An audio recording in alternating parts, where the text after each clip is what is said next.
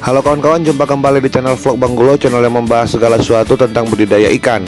Kali ini saya akan mengajak teman-teman untuk melihat langsung bagaimana panen nila kekar di kolam teman saya, Bang Ahwi. Ini di lokasinya itu di Marelan, Payapasir. Ini tepatnya di Kecamatan Medan Marelan ya, Kota Medan.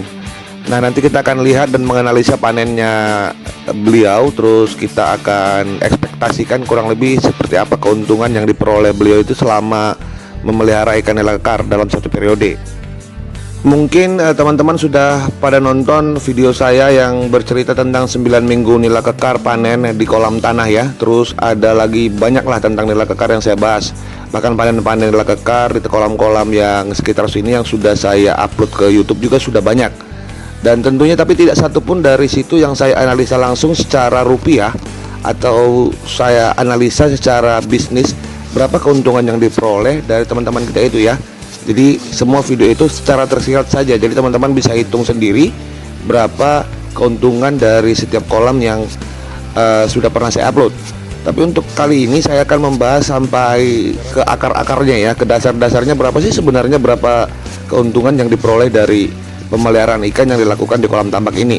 Ini juga nanti bisa menjadi literasi serta menjadi masukan atau mungkin sebagai inspirasi lah buat kawan-kawan yang mau memulai budidaya ikan di kolam tambak, khususnya ikan nila ya. Nah, mengapa saya memilih panen kita kali ini yang kita bahas tentang berapa keuntungan yang diperoleh dari pemeliharaan ikan nila kekar di kolam tambak ini? Bukan berarti ini yang terbesar ya, bukan. Tapi saya memilih berdasarkan pengalaman ya. Maksud saya itu begini, ini rekan saya ini Bang Ahwi yang memiliki kolam ini adalah orang yang baru pertama kali melakukan pemeliharaan budidaya ikan nila di kolam tambak. Jadi ini merupakan panen pertama dia secara mandiri. Maksud saya itu mandiri, panen di kolam sendiri yang dikelola sendiri lah gitu, tanpa ada bantuan orang lain atau tanpa adanya saham orang lain. Jadi memang ini murni dia ini baru aja ya, baru memulai budidaya ikan nila. Dan dia pilih ikan nila kekar karena kebetulan rekan saya ini Bang Ahwi ini dekat dengan saya ya. Jadi memang lebih pantas menurut saya kita akan mengulas ini dari sisi pemula ya. Berapa sih yang dihasilkan pemula seperti Bang Ahwi ini dalam satu kali panen di kolamnya ini. Nah, di kolam tambak itu biasanya kalau panen itu mereka itu disebutnya sebagai panen bertahap ya, atau 2 kali panen dalam 1 kali periode. Itu biasanya dilakukan, yang pertama itu adalah panen pukat seperti yang kalian lihat ini. Maksudnya panen pukat itu mereka menebarkan jaring ke dalam kolam, di mana ukuran lebar atau lubang-lubang dari jaring ini sudah disesuaikan dengan grade ikan yang akan mereka ambil. Jadi cenderung memang ini ikan-ikan besar saja yang akan mereka ambil untuk dijual gitu. Jadi sisanya nanti itu akan dibesarkan kembali, kemudian akan dipanen kering. Begitu biasanya di sini. Jadi ini kalau kita di kolam terpal, ini yang saya katakan sebagai panen bertahap. Jadi kita mengurangi jumlah ikan di dalam kolam itu sehingga nanti ikan yang sisa yang lebih sedikit ikannya akan lebih cepat besar tentunya ya. Karena kan ikan nila itu dalam 1 kali panen tidak akan bisa secara seragam 100% ukuran bobotnya atau perkembangan tubuhnya.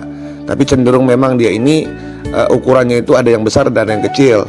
Nah, fungsi panen pukat ini untuk mengambil ikan-ikan yang besar saja pada satu periode tertentu ya. Contohnya dalam masa pemeliharaan 4 bulan, mungkin di 3 bulannya itu akan dipanen pukat, atau di 3,5 bulannya akan dipanen pukat. Terus nanti setelahnya akan dipanen secara keseluruhan dengan membuang air di terakhirnya di 4 bulannya, begitu biasanya ya.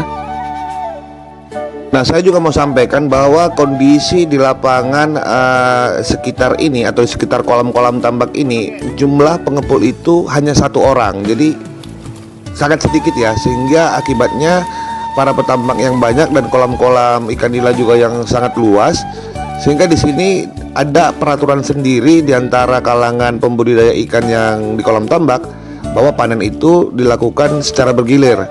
Dan ini mengakibatkan masa pemeliharaan di kolam tambak yang di sini itu juga mau tak mau semakin panjang. Kenapa? Karena harus bergiliran ya. Nah, sebenarnya kalau dilihat dari hasil panennya teman kita ini, di usia 3 bulan sebenarnya ini sudah harusnya panen. Karena ukurannya juga sudah mencapai ukuran di atas 250 gram. Karena kebetulan di kolam-kolam tambak di seputaran Danau Si Ombak ini atau Payapasir ini yang di daerah Marelan ini, itu memang mereka hanya membesarkan hingga ke 300 gram saja. Karena posisinya ikan yang untuk dikonsumsi di pasar tradisional itu memang dijual dengan ukuran di 300 gram saja maksimalnya. Nah, mengapa dikatakan hanya maksimal di 300 gram? Kalaupun misalnya ada ikan-ikan yang dipanen ini di atas 300 gram, itu harganya tetap sama di 300 gram ya, atau di 200 gram. Jadi dia ini memang sudah memiliki sistem sendiri yang mungkin beda dari daerah lain di tempat kalian. Jadi jangan disamain ya. Kalau di tempat ini memang itu sudah diatur dari grade A, grade B, dan grade C. Kalau grade A itu berarti ukuran ikannya itu kurang lebih paling banyak itu 5 sekilo, 5432 sekilo. Itu harganya sama. Harganya itu sekitar 18.500 dan 18.000, tergantung nanti ini kemana perginya. Terus yang grade B nya itu ukuran di bawah itu, dari ukuran 6 sampai 10 itu masuk ke grade B. Itu harganya kurang lebih sekitar 12.500 ya kalau nggak salah ya. Terus setelahnya itu yang lebih kecil dari situ ukuran grade C yang harganya sangat jatuh sekali, sekitar 5.000 sampai 7.000-an lah gitu ya kalau nggak salah ya. Saya nggak tahu pasti karena jarang sekali bibit-bibit yang saya tebar itu masuk ke grade C ya, bukan sombong ya. Nah, setelah kurang lebih sekitar 2 hari panen pukat, ternyata ikan-ikan di kolam Bang Au ini memang sudah cenderung besar-besar semua, sehingga langsung keesokan harinya atau hari ketiga itu langsung dikosongin kolamnya. Yang kalian bisa lihat ya, kolam ini memang sedikit agak lebih dangkal dibandingkan kolam yang seharusnya ya. Ini posisinya kolam lama dan setelah ini memang akan diperbaikin kolamnya ini ya, akan direnovasi lagi sehingga akan lebih dalam. Nah, ketika panen terakhir ini atau yang kita sebut dengan panen kering, itu air kolam kan dikeringin semua dan tentunya ikan-ikan yang kecil juga mau tak mau harus diambil. Nah, yang kalian lihat ini sekarang yang dilakukan oleh para tim panen ini adalah sedang menyortir ikan-ikan yang nanti akan dibagi jadi 3 grade lagi ya, grade A, grade B, dan grade C. Itu nanti tergantung harganya. Jadi memang sampai ke grade C ini juga ada yang beli. Nah, kalian bisa lihat para penjual-penjual, kalau di sini namanya along-along ya, penjual along-along ini atau penjual pedagang ikan keliling ini datang kemari untuk membeli ikan langsung, tapi tentunya melalui perantaraan pihak yang sudah menjadi pihak apa maksud saya itu pihak pengepulnya ya. Jadi nggak bisa langsung ke petani, memang aturannya sudah semacam kebiasaan yang sudah jadi aturan di sini. Jadi para penjual ini juga nggak bisa langsung ke pemilik kolam untuk membelinya ya. Jadi memang dia harus tetap melalui perantaraan si pihak pengepul. Nah, pada kesempatan ini juga saya melakukan wawancara singkat lah dengan si pemilik kolam ya, Bang Ahwi. Nanti dia akan bercerita singkat saja tentang berapa jumlah tebar yang ada di kolamnya ini, terus berapa jumlah total pakan yang dia habiskan selama budidaya, dan berapa lama masa pemeliharaannya. Nah, ini dia cuplikannya ya. Yang mana kolam kita, Bang? 4 kolam kita punya, 1, 2, 3, 4. Jumlah tebar? Jumlah tebar 120.000. Bibit Bangkulo Nila Kekar. Nila Kekar ya? Total pakan sekitar 14 ton. Hasil panen juga 14 ton. 14 ton, ukuran A. Ukuran A. A itu berapa gram? 300 gram. 300 gram ya. Untuk yang B-nya ada?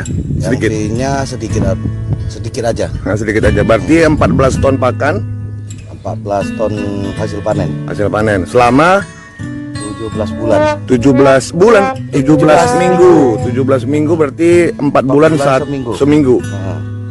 Ukuran bibit 1 cm. Nila Kekar. Nila Kekar. Oke, thank you.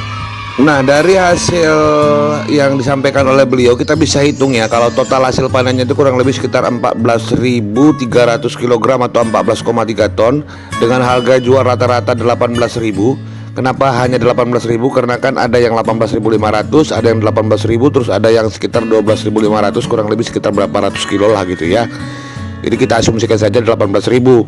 Maka dapat kita hitung kurang lebih sekitar 257.400.000 rupiah untuk total hasil penjualan dari panen. Nah, sekarang kita masuk ke sisi biaya operasional atau biaya pemeliharaan ya. Ini terdiri dari pakan, bibit, terus yang lain-lain lah. Nah, total pakan yang disampaikan ke kita itu kurang lebih sekitar 14 ton 400 kilo. Jadi dia rata-rata harga pakan itu ditambah bibit, ditambah biaya panen itu kurang lebih 10.000. Dari mana angka 10.000 ini? Hitungannya seperti ini kurang lebihnya ya. Anggap sajalah pakan itu digunakan dengan harga, kalau saya rata-ratakan pakannya dari pakan paling kecil hingga paling besar itu sekitar Rp9.630 kalau dirata-ratain. Nah, anggap saja biaya bibit sama biaya panen itu sisanya sekitar Rp300-an per kilogram ya. Jadi totalnya itu saya bikin itu 10.000 per kilogramnya. Jadi jika dikalikan dengan total pakannya, maka total biaya operasional itu kurang lebih sekitar 144 juta rupiah ya, dengan rata-rata 10.000 biaya operasionalnya per kilogram. Nah, kita bisa tahu hasil keuntungan dalam satu periode kurang lebih selama 4 bulan atau 17 minggu itu kurang lebih sekitar 113.400.000 rupiah. Berarti kalau dirata-ratakan per bulannya itu sekitar 25 juta ya. Anggap saja, asumsikan saja hitungan saya ini salah atau ada biaya-biaya lain-lain yang tidak terduga, kurang lebih dikurangi 10% lah dari total hasil keuntungan ini. Sehingga kalau kita hitung lagi, maka kurang lebih sekitar 100 juta bersih abang ini dapat dari satu kali periode. Luar biasa ya.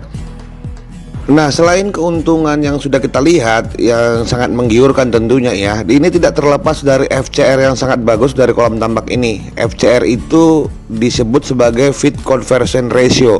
Ini merupakan patokan bagi pembudidaya ya. Kalau dari bahasa pemulanya, ini kurang lebih berapa total pakan yang dihasilkan dibagi sama total hasil panen. Jadi FCR-nya itu kurang lebih sekitar 1,0. Kita tidak perlu menghitung sintasan di sini untuk menghitung FCR karena kan ini bibitnya masuk cuma 1 cm. Jadi memang murni total pakan itu semua jadi daging ya. Jadi memang ini FCR-nya 1. Luar biasa nih Bang Awi ya.